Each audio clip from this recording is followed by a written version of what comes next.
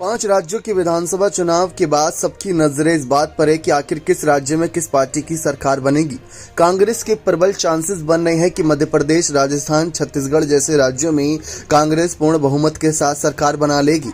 लेकिन दूसरी तरफ मायावती ने इस बार जोरों शोरों से प्रचार प्रसार करके कांग्रेस के लिए मुसीबत पैदा कर दी। जी हाँ, जो वोट बैंक कांग्रेस के साथ नजर आता है उनमें से अधिकतर वोट बैंक आज मायावती के समर्थन में भी नजर आता है। इन्हीं हालातों के बीच कांग्रेस पार्टी के सामने ये मुसीबत भी आ सकती है, जहां राजस्थान, मध्य प्रदेश के कुछ सर्वे ने यह दावा किया था कि ना ही कांग्रेस और ना ही बीजेपी किसी को पूर्ण बहुमत नहीं मिल सकता और ऐसे में अन्य पार्टियों की तरफ इनको देखना पड़ेगा। मल्लिकार्जुन खड़गे की बात करें, जब से अध्यक्ष पद संभाला है तब से 3 राज्यों के विधानसभा चुनाव हुए हैं, जिसमें से 2 राज्यों के विधानसभा चुनाव में कांग्रेस पार्टी को जीत मिली। गुजरात, कर्नाटक और हिमाचल प्रदेश में से अगर देखा जाए तो गुजरात चुनाव ही हारे अभी तक।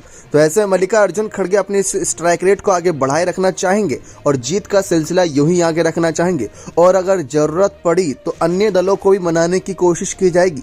मायावती की बसपा पहले ही साफ कर चुकी है कि अगर ऐसी कोई परिस्थिति बनती है तो वह अपने आप को किंग मेकर की भूमिका में ढालेगी और वह उस पार्टी को समर्थन करेगी जो उन्हें अच्छे पद देंगे। यानी कि इस बार वह बाहरी समर्थन नहीं बल्कि आंतरिक समर्थन करेंगे और अपने विधायकों को कैबिनेट पदों तक पहुंचाने की कोशिश करेंगे, यानी कि मंत्री पद दिलाने की कोशिश करेंगी मायावती, जिससे जो विधायक नाराज होकर बार बार पार्टी बदलते हैं वह पार्टी ना बदली जाए।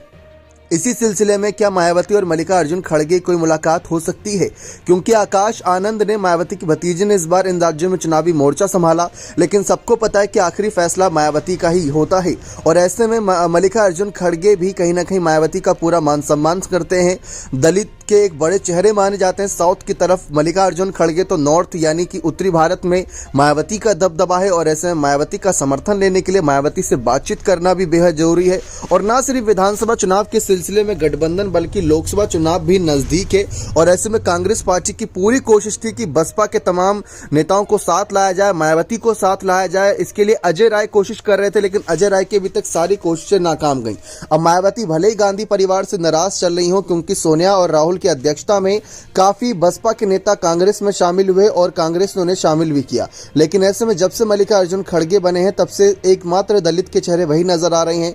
हाल ही में यूपी से कहीं ना कहीं जो प्रदेश अध्यक्ष थे उत्तर प्रदेश की कांग्रेस के, ब्रजलाल खाबरी को भी हटा दिया गया, जो दलित चेहरे में बड़े माने जाते थे, पहले बसपा का हिस्सा थे। तो ऐसे में मायावती को रिझाने के लिए हर एक मुमकिन कोशिश कांग्रेस कर सकती है ताकि विधानसभा चुनाव में भी सीटों के मामले में उनको मजबूती मिले और लोकसभा चुनाव में भी। अब देखते हैं क्या फैसला रहेगा, इस पर बने रहे चैनल के साथ। बहुत बहुत धन्यवाद।